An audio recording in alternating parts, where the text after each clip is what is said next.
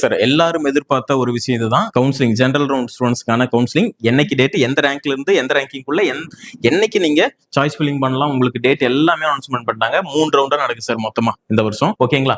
நீங்க first round ஸ்டூடெண்ட்ஸ்க்கு எப்படி நடக்கும் பாத்தீங்கன்னா 200 கட் ஆஃப்ல இருந்து 171.33 இந்த கட் ஆஃப் ரேஞ்ச் இருக்கிற ஸ்டூடெண்ட்ஸ்க்கு ஃபர்ஸ்ட் நடக்குதுங்க. ஓகேங்களா? உங்களுக்கு ஆக்சுவலா பாத்தீங்கன்னா உங்களோட ஜெனரல் ரேங்க் எந்த ரேங்கிங்ல இருக்கிற ஸ்டூடெண்ட்ஸ்க்கு ஃபர்ஸ்ட் நடக்குதுன்னு பாத்தீங்கன்னா ரேங்க் நம்பர் 1ல இருந்து ஜெனரல் ரேங்க் தான் எடுப்பாங்க. ரேங்க் நம்பர் 1ல இருந்து 37,976 வரைக்கும் வர ஸ்டூடெண்ட்ஸ் ஃபர்ஸ்ட் ரவுண்ட். நல்லா ஞாபகம் வச்சுக்கோங்க. ஃபர்ஸ்ட் ரவுண்ட் பாத்தீங்கன்னா ரேங்கிங் 1ல இருந்து 37,976 வரைக்கும் வர ஸ்டூடெண்ட்ஸ் ஃபர்ஸ்ட் ரவுண்ட் ஸ்டூடெண்ட்ஸ்.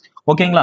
உங்களுக்கு எப்போ சாய்ஸ் ஃபில்லிங் நடக்கும் அப்படின்னு சொல்லி பாத்தீங்க அப்படின்னா சாய்ஸ் ஃபில்லிங் என்னைக்கு நடக்குது? 20ஆம் தேதி இந்த மாசம் ஜூலை 20ஆம் தேதி காலையில 10 மணிக்கு ஓபன் ஆயிரும். எப்போ முடியுதுன்னு பாத்தீங்கன்னா 22/7 20, 21, 22 இந்த 3 நாள் வந்து உங்களுக்கு சாய்ஸ் ஃபில்லிங் நடக்கும். ஈவினிங் 5 மணிக்கு ஆட்டோமேட்டிக்காவே உங்களுக்கு க்ளோஸ் ஆயிரும் சார். ஓகேங்களா? நல்லா ஞாபகம் வச்சுக்கோங்க. ஃபர்ஸ்ட் ரவுண்ட் ஸ்டூடெண்ட்ஸ் எந்த ரேங்கிங் வரைக்கும் நடக்கும்னு சொல்லியாச்சு. அடுத்தது பாத்தீங்கன்னா உங்களுக்கு டென்டேட்டிவ் அலாட்மெண்ட் எப்போ வரும்? நீங்க சாய்ஸ்ல வச்சு முடிச்சிருவீங்க. ஈவினிங் 5 மணிக்கு ஆட்டோமேட்டிக்கா க்ளோஸ் ஆயிரும். அடுத்தது டென்டேட்டிவ் அலாட்மெண்ட் நீங்க காலேஜ் செலக்ட் பண்ணதுக்கு அப்புறம் உங்களுக்கு எப்போ உங்களுக்கு எந்த காலேஜ் கிடைச்சதுங்கிறது பாத்தீங்கன்னா அடுத்த நாள் 24ஆம் தேதி காலையில 10 மணிக்கு வந்து எந்த காலேஜ்ல சீட் கிடைச்சது அப்படிங்கிறது டென்டேட்டிவா அலாட்மெண்ட் கொடுத்துருவாங்க. அந்த டென்டேட்டிவ் அலாட்மெண்ட்டை நீங்க கன்ஃபார்ம் பண்ணணும். எனக்கு கிடைச்ச காலேஜ் ஓகேவா, இல்ல அப்வேர்ட் கொடுக்குறேன்னா, இல்ல நான் வந்து குவைட் பண்றேன்னா எல்லாமே வந்து இருக்கு. நான் தெளிவா சொல்றேன். இப்போ நீங்க அந்த கன்ஃபர்மேஷன்ஸ் பண்றது எப்பன்னு சொல்லி பாத்தீங்கன்னா 24ஆம் தேதி டென்டேட்டிவ் அலாட்மெண்ட் வந்துருது. 24ஆம் தேதி காலையில 10 மணில இருந்து 25ஆம் தேதி சாயந்தரம் 5 மணி வரைக்கும் உங்களுக்கு வந்து கன்ஃபர்மேஷன் கிடைச்ச காலேஜ் ஓகேவா இல்லையாங்கிறது நீங்க 25ஆம் தேதி சாயந்தரம் 5 மணிக்குள்ள கொடுத்துடணும். கண்டிப்பா கொடுத்தாகணும். இல்லைன்னா நீங்க வந்து இக்னோர் பண்ணிட்டு அப்டேட் போறதுனால அதை கண்டிப்பா மென்ஷன் பண்ணணும். பண்ணாம விட்டுட்டீங்கன்னா ரிஜெக்ட் ஆயிரும்.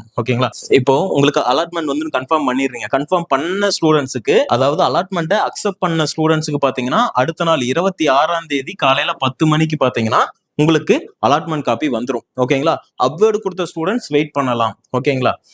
இதுக்கப்புறம் பாத்தீங்கன்னா உங்களுக்கு அலாட்மெண்ட்டை அக்செப்ட் பண்ணீங்க பாத்தீங்களா? அக்செப்ட் பண்ண ஸ்டூடெண்ட்ஸ் வந்து டிஎஃப்சி சென்டர்ல போயிட்டு நேர்ல டிஎஃப்சி சென்டர்ல அலாட்மெண்ட்டை அக்செப்ட் பண்ண ஸ்டூடெண்ட்ஸ் என்ன பண்ணா உங்களுக்கு டைம் தருவாங்க. நீங்க காலேஜ்ல போயிட்டு விசிட் பண்ணி உங்களோட ஒரிஜினல்ஸையும் அலாட்மெண்ட் காப்பியும் நேர்ல எடுத்துட்டு போகணும். அது எப்பன்னு சொல்லி பாத்தீங்கன்னா இது யாரு அக்செப்ட் பண்ண ஸ்டூடெண்ட்ஸ்க்கு 26ஆம் தேதியில இருந்து 30ஆம் தேதிக்குள்ள நீங்க போய் அக்செப்ட் பண்ண ஸ்டூடெண்ட்ஸ் காலேஜ்ல போய் ரிப்போர்ட் பண்ணணும். இதே அப்வேர்டு கொடுத்த ஸ்டூடெண்ட்ஸ் இருப்பீங்களா, நீங்க டிஎஃப்சி சென்டருக்கு நேர்ல போயிடணும் அந்த ஒரு 4 to 5 டேஸ்ல. ஓகேங்களா?